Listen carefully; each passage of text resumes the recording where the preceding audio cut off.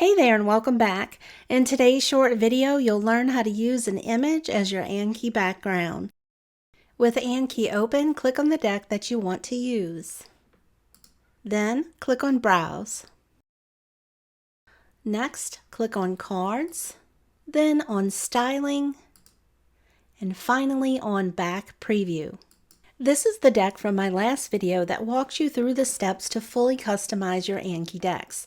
I'll link it below and put a card on the screen in case you want to check it out. Once you have your image picked out, navigate to where it's saved on your computer.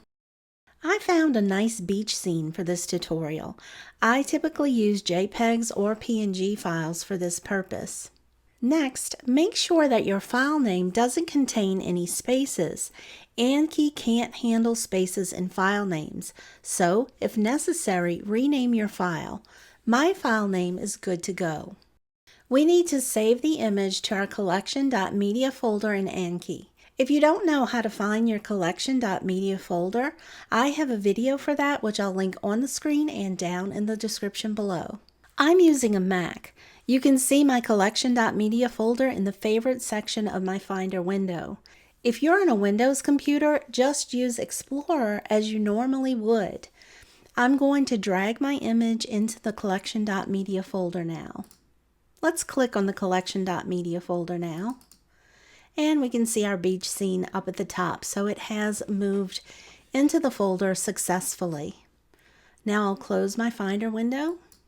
Focus on the CSS block named Card. It needs to be deleted and replaced with the code I will provide you with. When I posted a previous video, YouTube wouldn't allow me to paste the code in the description box, so instead I'll provide you with a link to download a text file from my website.